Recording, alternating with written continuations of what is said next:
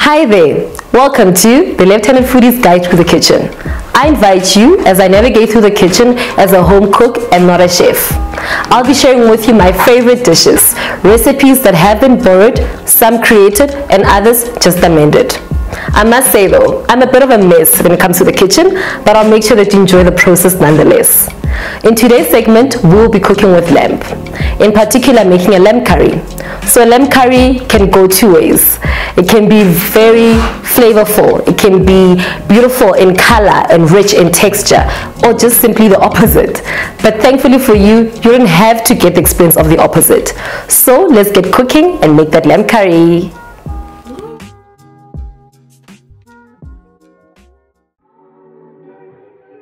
We're going to start off by putting on our stove on high heat and placing the pot. Thereafter, we're going to put 2 tablespoons of olive oil into the pot. And as soon as the pot is hot enough, we're going to pour in the stewing lamb.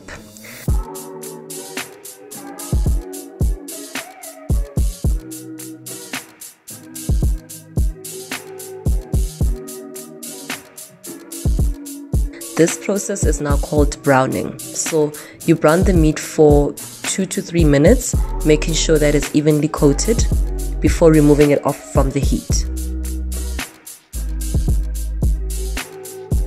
And then in the very same pot that you were stewing your lamb, you're going to add a little olive oil. It can be a teaspoon or 2 teaspoons. After, you're going to add in your sliced onion. This is half an onion that we're using for this recipe, and a little bit more of the olive oil based on how the onion is cooking in the pot. Let your onion fry for a minute and reduce the heat slightly. Thereafter, you have the option of adding in 2 tablespoons of already chopped garlic or 2 garlic cloves that you would have peeled and washed. Into the pot, the garlic goes in together with the onion and stir and stir in. 1.5 tablespoons of oregano, also known as oregano, and then we're going to add 1 tablespoon of tarragon, followed by 1.5 tablespoons of parsley. So guys, there's options when it comes to parsley. You can have your Italian parsley or any other dried parsley. This is now going to be followed by some spicing, and I'm using a Durban masala curry spice. Depending on how much flavor and color you want from your curry, you can add from 1 tablespoon to 2 tablespoons of the masala curry. And then we're going to finish it off with some paprika. Also, measurement can be 1 tablespoon to 1.5 of the paprika. Then you're going to stir in the spices and the herbs into the onion and garlic. So guys, don't be scared if you seeing your pan or your pot a bit charred at the bottom. It's the spices coming in together. It's going to be so much with it at the end. After you've tossed in the spices and the herbs, then you bring back in your stewing lamb back into the pot.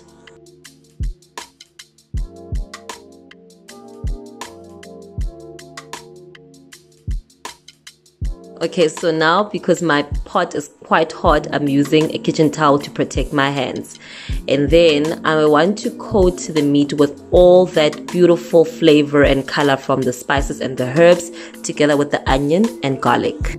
Once the coating is complete, I'm going to add in 1.5 cups of water. It doesn't have to be warm water.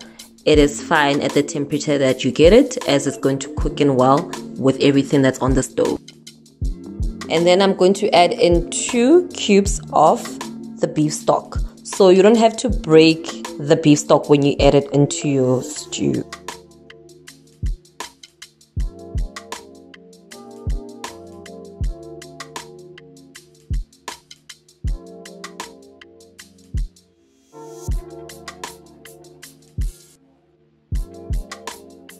Add 1/2 cup of water to slightly cover the meat, and then we're going to put the lid back on to the pot and cook this on low heat for 30 to 35 minutes.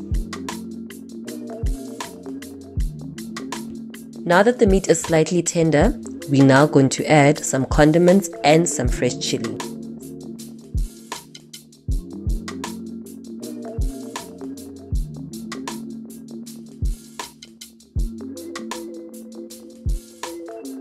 And 2 tablespoons of chopped fresh chili. It can be your green chili or a combination of the green and the red chili. 1 tablespoon of soy sauce. 2 tablespoons of balsamic vinegar, 1.5 tablespoon of tomato paste, and a heaped teaspoon of chutney. Alright, now let's talk about substitutes.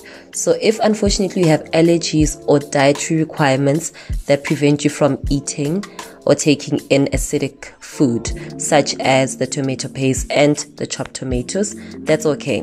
What you can use as a substitute is brown onion soup. So what you will do is have 2 tablespoons of the brown onion soup powder added with a 1/4 cup of water and make this to be a paste. So I used 1/4 cup of the chopped tomatoes. So chopped tomatoes, you can chop them yourself if you have the time, or if not, you can just get them from the store. And then we're going to stir it all in and let it cook for an extra 30 minutes. But please guys, just lower your heat so that it doesn't burn. Whilst the curry is brewing on low heat, let's get our side dishes started. Firstly, we're making a slaw. This is a bit different to the popular coleslaw.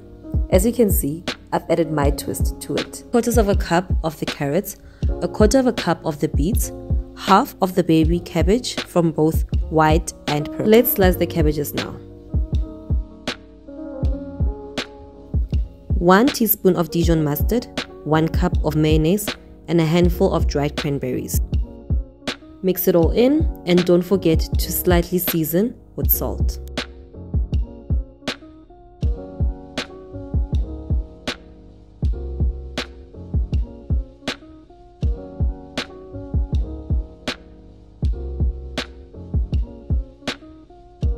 On to the next side, a fun salsa salad. You'll need 1/4 of a cucumber, 1 tomato, a drizzle of olive oil, 1 tablespoon of white wine vinegar, a handful of mint and coriander, and 1/4 of a peeled red onion. You're going to chop the cucumber into small blocks and do the same for the tomato. Dice the onion as well as the mint and coriander. Mix it all together with a sprinkle of brown sugar. And we're all done. I was making the salsa, I thought, this meal needs some sweet corn to add that sunshine element to it. So I've boiled the sweet corn for about 7 minutes to maintain that crunchy yet soft texture. Finally, we'll be making some naan bread to seal the meal. You'll have to prep this before you start cooking all together. You will need 2 cups of white or brown bread flour, 1 teaspoon of yeast, 1 teaspoon of sugar, a pinch of salt, 2 tablespoons of plain yogurt, 3/4 cup of warm water. To test the temperature of the water, you should be able to touch the water with your hand without being uncomfortable. You are then going to mix it all together. You can use a wooden spoon or your hands. The mixture should be a little bit sticky but compact. You're then going to turn into a grease bowl and transfer the mixed dough and cover with a cling wrap and a clean dishcloth and put this in a warm place. The sun, of course. But if the weather is gloomy, don't despair, the oven works just as well. Let the dough rise for 45 minutes to an hour. Thereafter, remove the dough from the bowl and lightly flour your working station. Place the dough on the floured surface and dust a little bit with more flour if it's still sticky, and cut the dough into 8 pieces.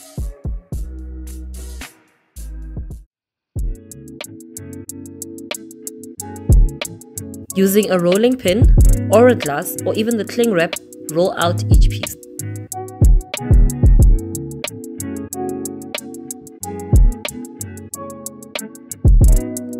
In a frying pan, heat the pan with a teaspoon of butter. In a separate bowl, melt 1/4 cup of butter and have your brush in handy. Once the butter in the pan has melted, it's time to fry your bread.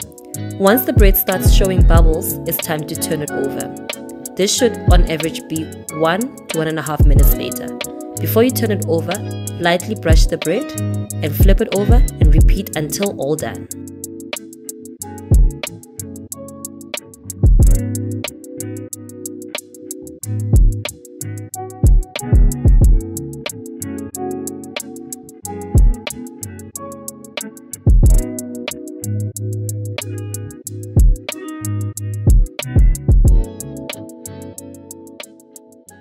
Well, there you have it. We've made a lamb curry.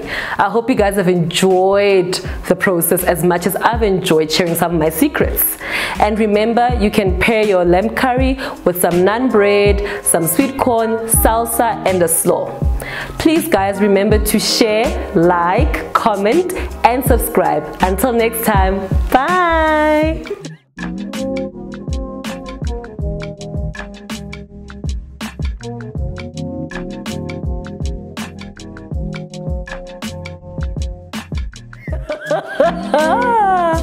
Okay, will tell me, ma'am. Am I in the right place? You see, that's why I was.